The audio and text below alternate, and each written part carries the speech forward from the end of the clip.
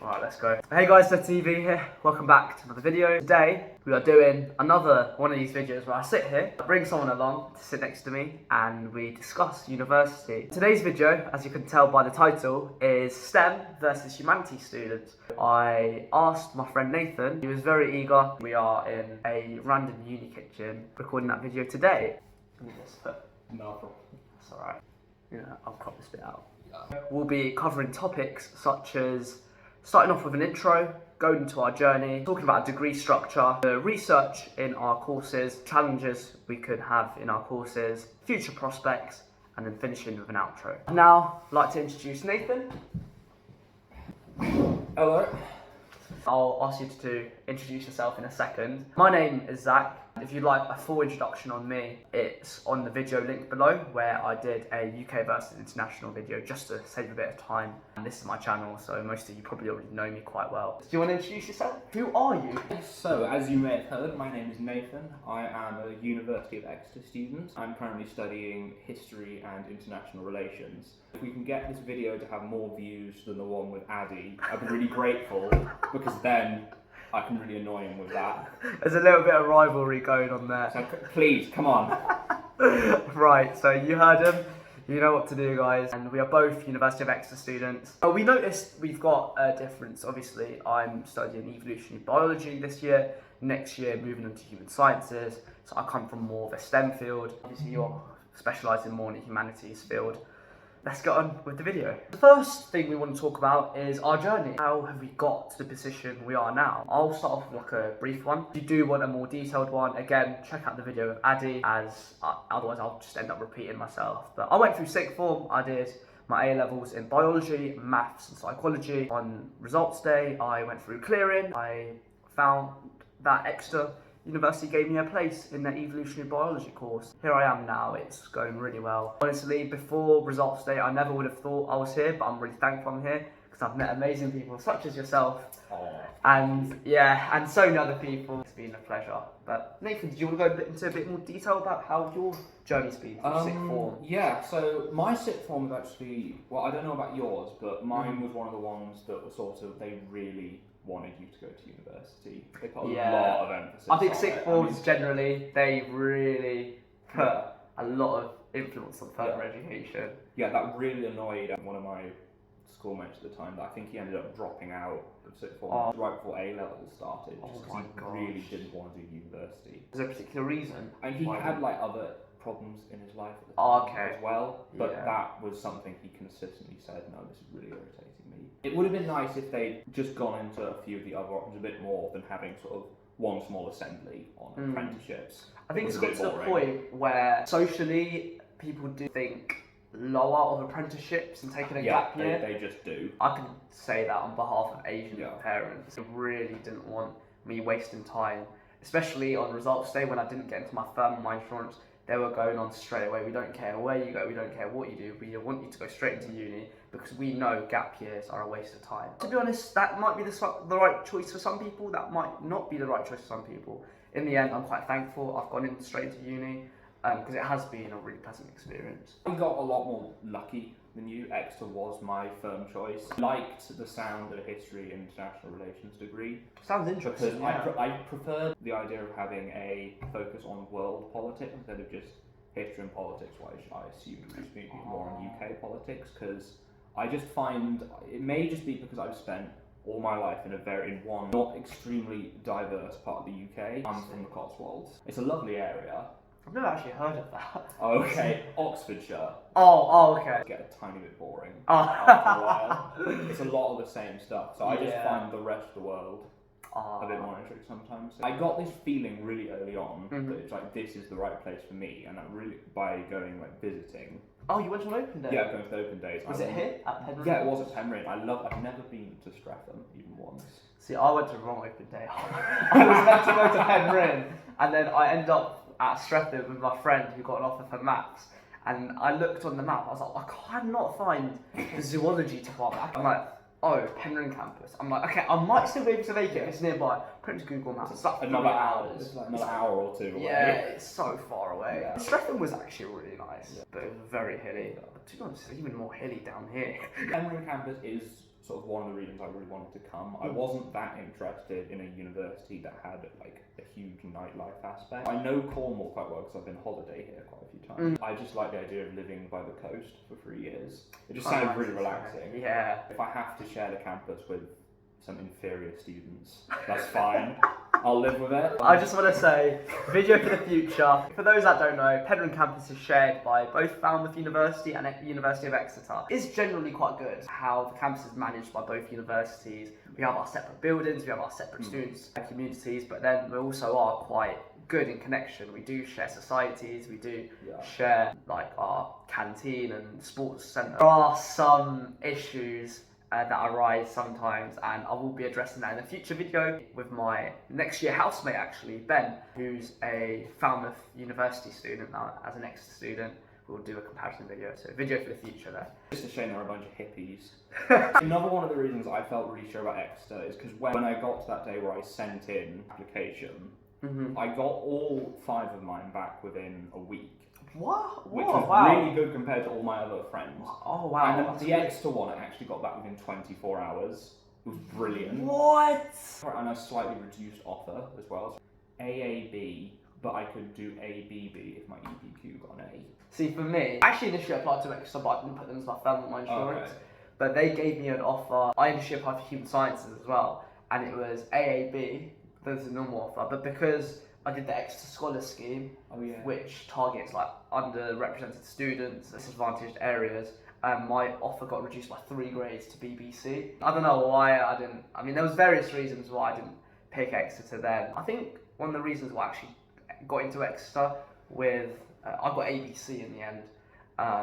With those grades, because I was an Exeter scholar, uni's done a lot of work on me. I'm quite thankful I've come here in the end, as I keep saying. What A-levels did you do? I did history, English literature, economics, and then my EPQ was focused on history. I managed to get the AAB with an A in my EPQ, so I got here pretty comfortably. My results day was pretty much just I went there, opened the envelope, it's like, yeah, I'm going. I saw your video and your that was horrible. Yeah, I mean, I'm just thankful. I learned a lot of lessons from that day, and we just moved forward.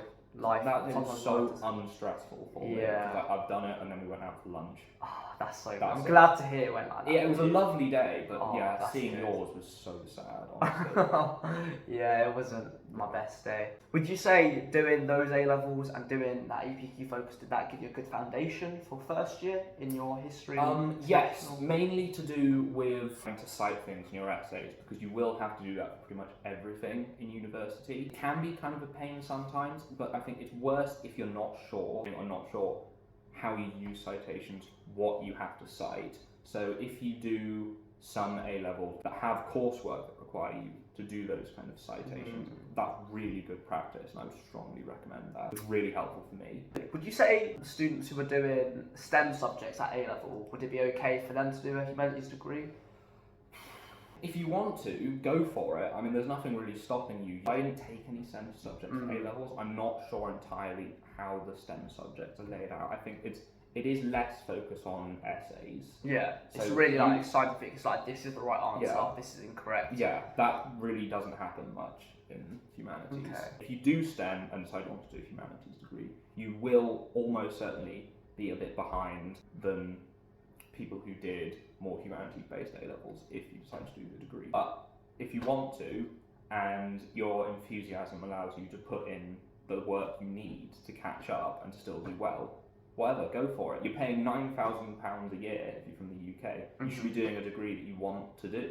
Exactly. Yeah, I agree with that. And I'd say a similar thing as well. Like, if you've come from a humanities background and you want to go into a STEM field, there's a reason why universities say it's preferred if you do biology or chemistry at A-level, for example.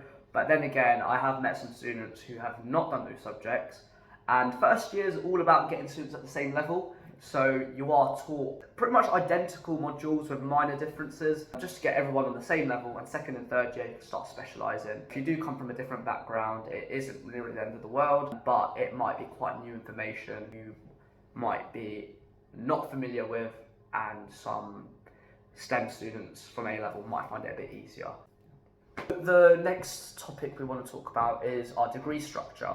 As you can imagine, studying a STEM subject compared to a humanities subject, There will be quite a lot of differences. The main one I'd say is probably like content. We're learning completely different things. In science and technology and engineering, we have a structure where this is correct, this is incorrect, this is what you have to memorize. It's really using that knowledge to try and apply that in the future. So when something unfamiliar comes about and you use your existing knowledge to like identify a new species or describe this natural process, something like that. So our degree structure is first year, as I was saying, all the same modules, all the first years, just to get to everyone at the same level, because people come from all over the world. International students who had a different system, A-levels, IB, people who are returning to education, people who've taken gap years, everyone's a bit in a different stage. Second year, like we've just picked our second year modules, you get a lot more options. That's where you start really specialising. Oh, this sounds interesting, let me try this out. And then third year, obviously dissertation on something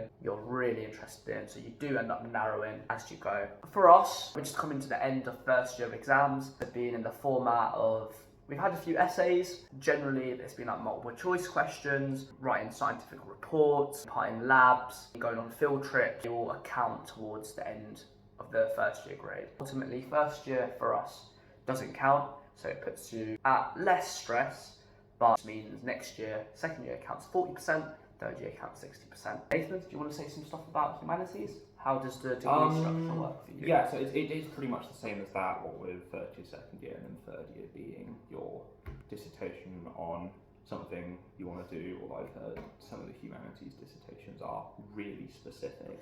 Yeah. Really specific, which is both exciting, but also a bit daunting, because it's like, I've got to write a lot on not a lot, which is going to be tough. I imagine given 2 more years, I'll be able to do it. Yeah, hopefully. Yeah, what you said about STEM being, this is the right answer, this is how you get there, humanities very different. One bit of criticism I've received on one of my essays in the past is you must never approach a topic from a stance of what they call moral superiority. You can't assume that you're always right about something because you're a better person, or you that have a better completely contradicts what we're meant to do in STEM. You have to sort of, as well as you can, in a non-biased, which is impossible, but try, analyse perspectives, theories and ideas based on different topics. When we covered sort of violence, there are a lot of different theories on violence. Obviously there's things that state like violence is evil, not evil. Yeah, people who do it are evil, and then there's theories that say that you don't have to be evil to perform violence. If you take a look at Nuremberg trials post World War II, you get a lot of the Nazis saying I was only following orders. I remember doing that psychology A level. We covered it, it's called the banality of evil. Saying you don't have to be evil to do evil, because you can completely detach your mind and your morals from the actions you perform. And with that, there's obviously a lot of opinions you can include. You could definitely write an essay countering for and against. Whereas if I took a STEM approach, it doesn't matter what you're saying, we have enough evidence to suggest this is correct. There are theories out there, like for example, how we came to be now, how the universe was created.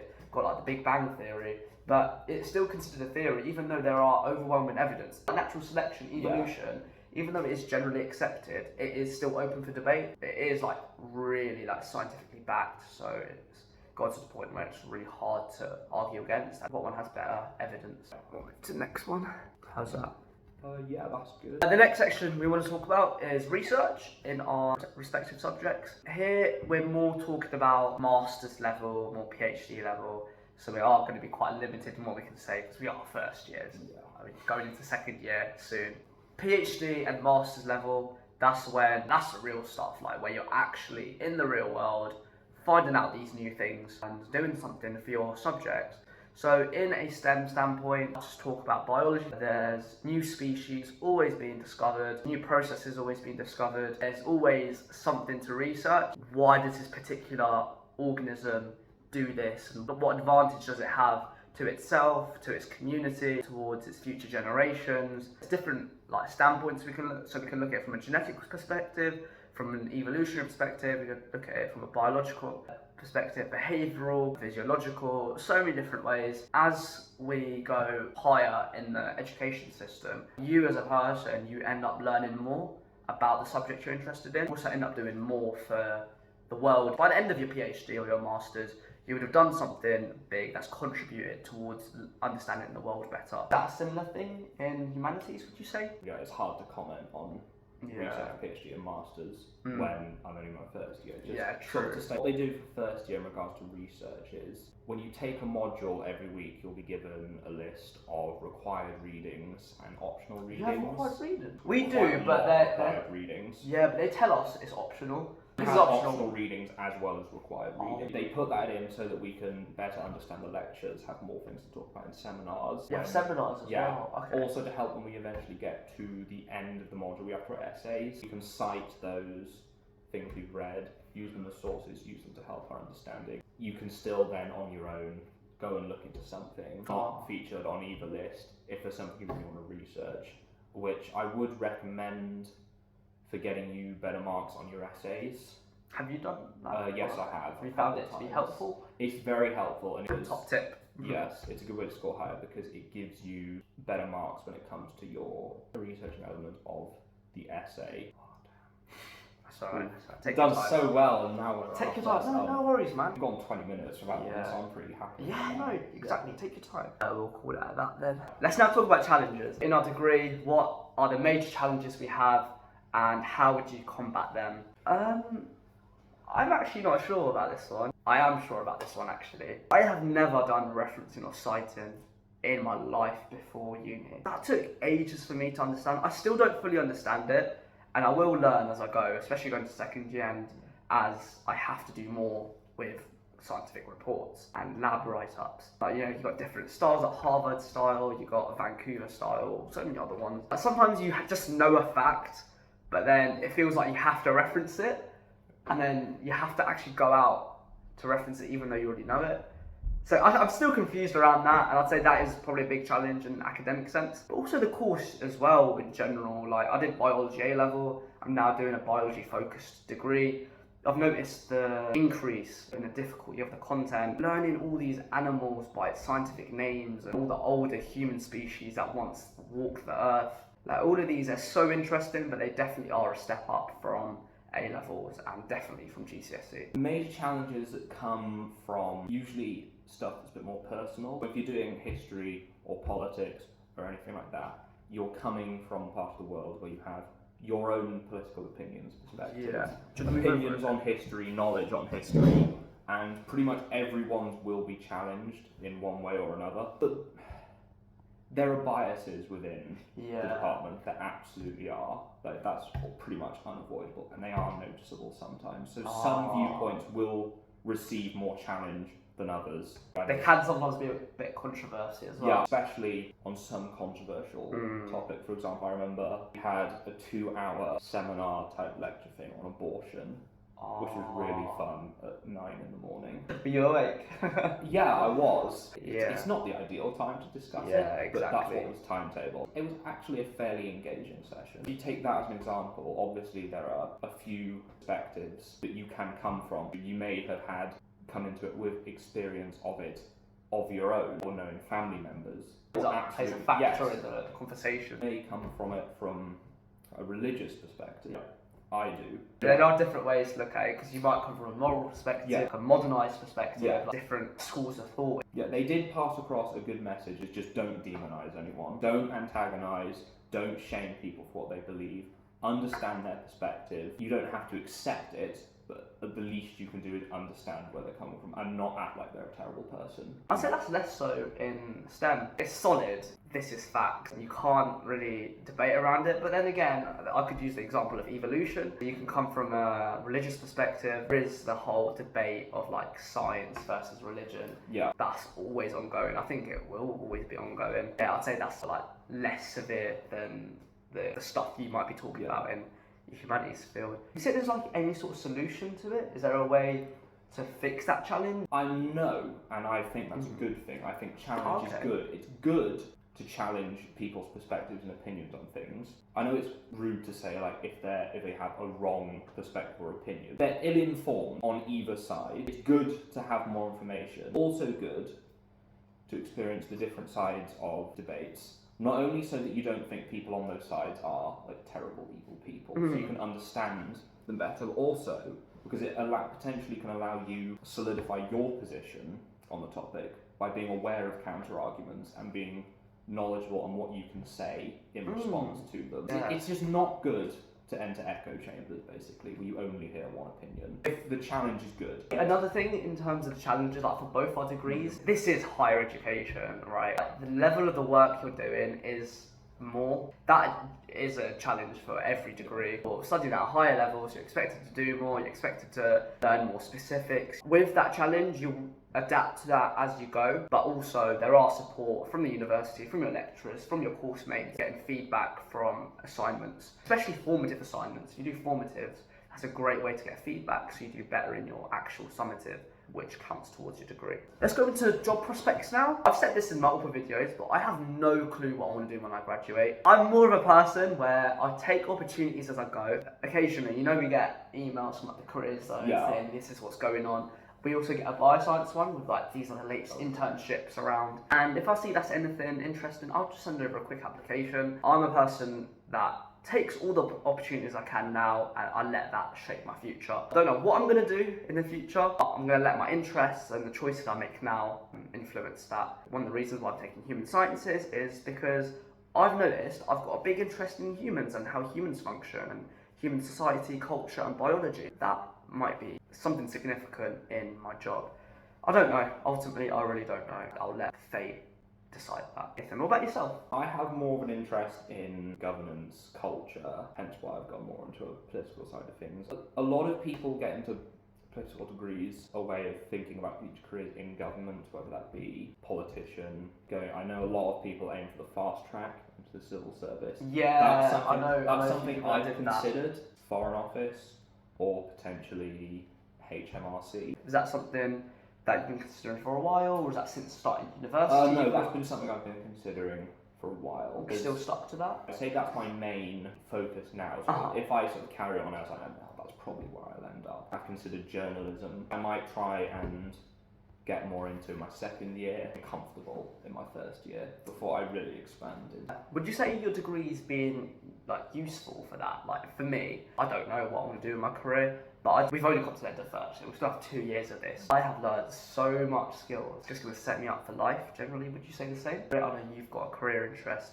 Does your degree help with that? Yes-ish. I imagine I'll get more. I can't think of anything hugely obvious apart from useful skills, sort of discipline, turning up on time to jobs and stuff, doing the best you can, putting in effort, that kind of thing. That will always help no matter what degree you're doing or what job you have. I imagine more will come second and third year. You can get good experience for jobs as well if you engage in societies. Like I know you've taken on a position in the committee in the Asian Society, and I'm on the committee for the Christian Union. Currently. Nice. Hoping that will help give me more sort of admin focused skills. Special announcement, I managed to get president for Asian Society next year. Nice. Did I tell you? I can't remember. Either way, excellent. Oh, thank you. Next year, as you were saying, with the admin role and having a bigger responsibility over the society and also maintaining the high standards that's just been left. So we've just won 3 awards. We won the Site of the Year, a Celebration of the Year, and the Inclusivity Awards. I've got 3 awards I've got to maintain the positions for. So high standards, that pressure alongside the admin work I do, as well as maintaining my entire committee together, ensuring events go out smoothly, collaborating with other organisations. I've learned so many skills. I'm taking a year out for employment, a year in industry. I think I'm probably going to end up in London, hopefully in some governmental body, which should allow me to live at home. You have to come back for 4th year. And then I will be back for 4th year. So your expected graduation will be 2026? Yeah, it'll be. How long's your degree? So mine also at the moment is 3 years, so I'll graduate in 2025, but I'm really interested in the year abroad scheme because with human sciences, it just allows the option to really learn about human culture. But we're still in the talks of that. I mean, the whole process of changing degrees is a long one. So I might get that, I might not. I'm not too bothered about it, but it would be nice if I could get that. Have we covered everything? Yeah. Nathan, thank you very much. It's been a pleasure to talk to you. I hope this has been really insightful from both the humanities and the STEM perspective. As usual, if you have any questions, then do leave a comment or reach out on my Instagram. I'll reply on Nathan's behalf. Thank you all very much. Take that. This happens to me all the time. I'll put that in for cameras. Thank you very much for watching, and I will see you in the next one.